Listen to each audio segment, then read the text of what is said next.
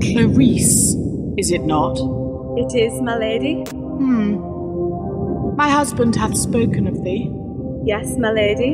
He has used kind words and referred to your beauty. I do not. Often, he says, he hath beheld you.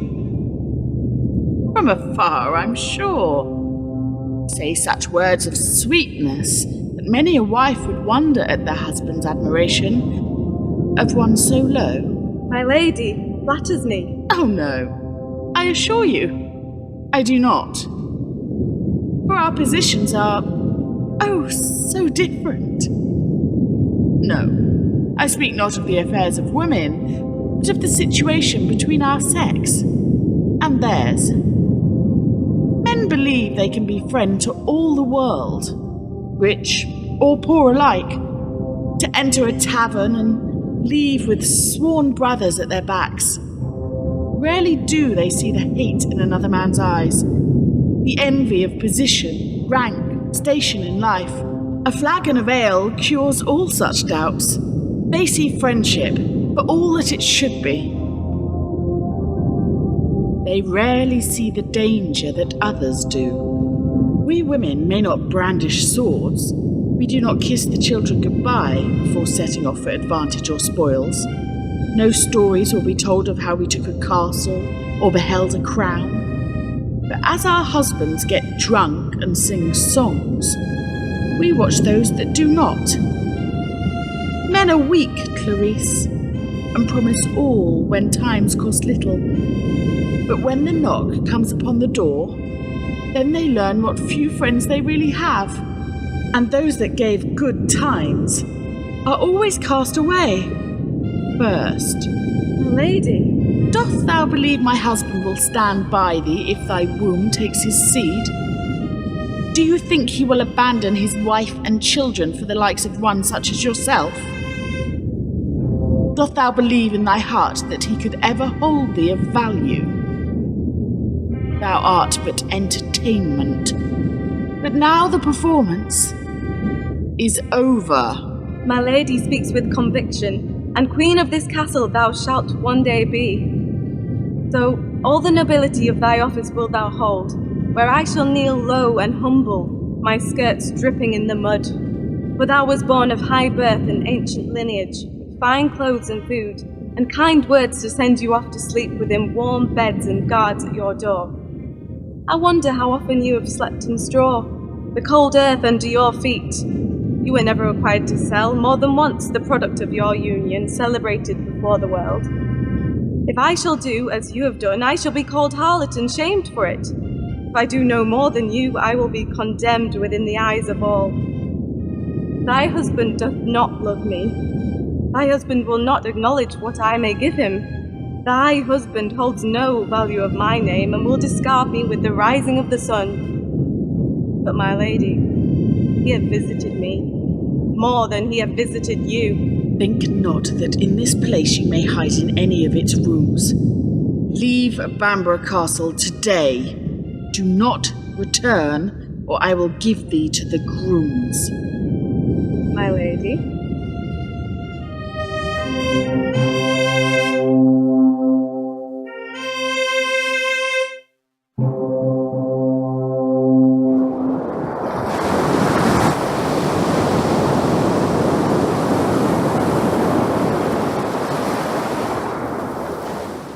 Nothing shall defeat us today but our own hearts. Our weakness and any womanly compassion shall be our enemy. And like an enemy, show it no mercy, give it no ground, do not relinquish any kindness that may stop thee in thy task. For do not doubt that you will hear babes cry and women wail Too long have the poor withheld from our home all that they shall pay, all that they do owe. People of this town that live upon the liberty and generosity of this castle, kept their coins within their purses, must now make recompense for all that is missing. Break down any doors that will not open freely to you. Raise the floors that hide the wealth of generations. Remove those that claim no funds to please their lord. Unsheathe your swords, beat down on those that would prevail against you. Listen not to those that beg you to pass them by, for those unable to pay, only the street awaits them. Show no understanding, lest that same fate may await you. Go. Fulfill my will.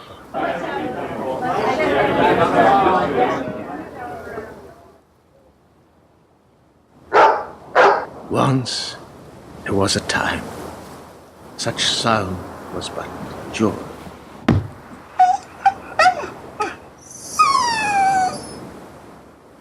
Now, to summon the people out into the street, nothing but cruel blow.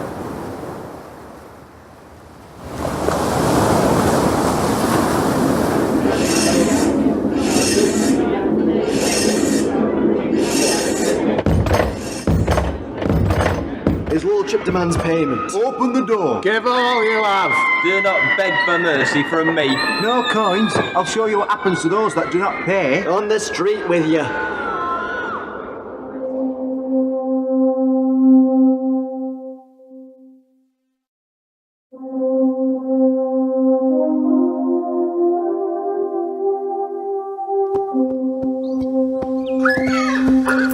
You ride far from bamburgh Castle, lady? Does thou know me? Aye, lady. I know all that travel these parts. Those that ride with hope, and those that ride with fear, and those whose fears have long since settled upon their shoulders, never to leave. I have no such fears. Then thou art truly blessed, for the world's concerns will crush the most resilient of hearts. Are you the one that claims to know all men's desires? Aye, lady. I believe I do. For men are but weak hearts that covet only until they acquire. Then their needs must feast upon other flesh. How kindly put, such wisdom from one of such experience. Prithee, from what station doth thou speak to me? I see no finery, no display of value that may reveal your title and who thou art. No false apparel do I possess to cover all that I am, for I am no more than myself. No ownership or decoration do I present unto the waiting world, for I require none. Do not take my place or require the speaking of flatteries to lift me up, for I am not what I appear, but what I do. I am what I am, and that is what I know. You are what you display to all, and they see you for what you have become. Madam, thou insults me. I offend only those that offend others. Those whose power, that then affects thy themselves, choose not to see it.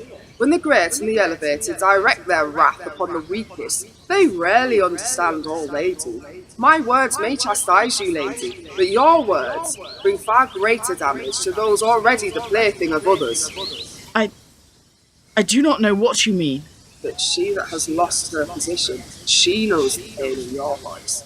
She knows the violence that another's decision may inflict. You struck out at one that was never your friend, but neither was she your enemy. How dost thou know of such deeds? All things are known to those that see. Tell me how thou knows of such things. The deeds we do shall live upon the air, like spirits that dance and risk and dare, and reveal our kindnesses and our cruelty, even from those that live as royalty. So keep no secrets that thou alone believes are hid, in case the lowest of them all decides to get rid. For no one lives in isolation all their life, and being unfair to others, lady, will bring you only strife. Begone. Thou tires me. Tires thee, doth I? How tired are those that do not sleep, through fear or shame? Rich lady, who cares not for the poor, that thou mayst stamp down upon and never feel the breaking of their backs. For though the mighty rarely remember those they tread upon, those underfoot never forget the imprint upon their necks. How easy it must appear to one so lowly born, to judge those thou knowest nothing of. I am many stations above you in the order of life as I have found the world, with wild creatures at the door, and wilder people within the castle I live as I must do, within the walls that I have found. You shall condemn me, when thou knows nothing of me, or how I and my husband must live. Maid, how thee lives is the reflection through which the world sees you. I waste the hour with you. When the sky doth crack with lightning strike, then the ancient spirits will demand their right to take the harvest that they hath grown, the crops that men hath worked and sown, and no incantation, spell or potion will save the land salt from the ocean.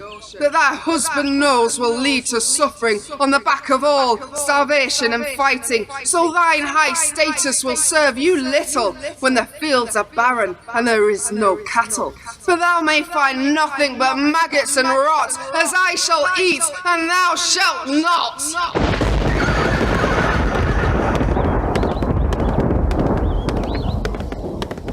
We should return, milady. The lands are cold this far from Bamburgh. Know you that woman? She is a witch, milady. Spoke her of food. How stands our supplies? These things are known only to the King of Bamburgh. Stout men protect our stores, milady. Did she speak the truth? I cannot say, milady. But if she spoke the right, our land may die and all that live through its bounty. She spoke of food for herself. Where does she reside? A lonely tower, secluded, among a barren landscape. Where? Oh, good my friend. It is called Swale Tower. Get word to my son, but I know he seeks this place. This news will bring hope, joy to give, for we in castles too must live.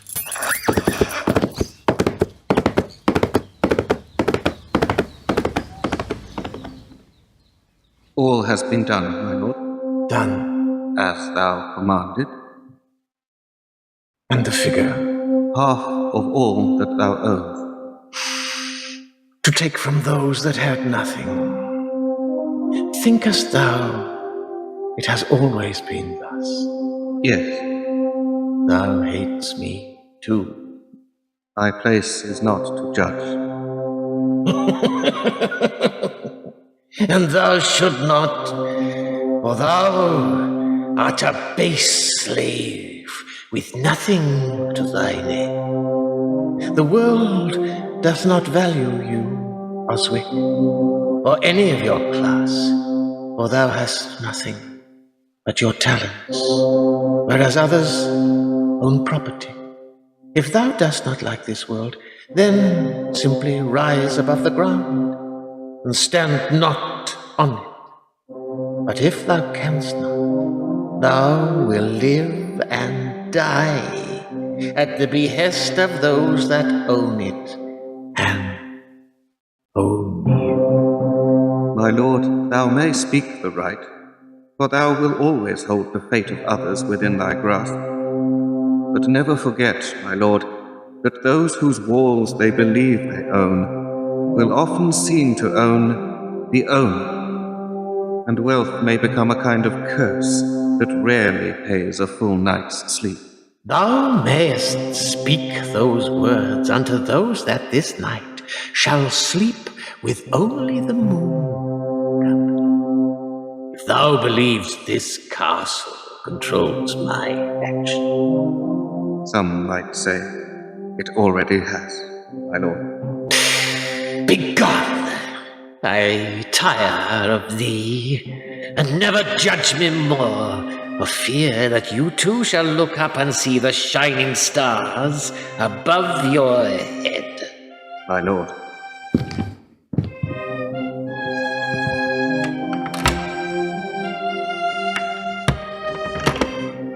To speak to one so foolish is to play the fool. I alone decide the burden of all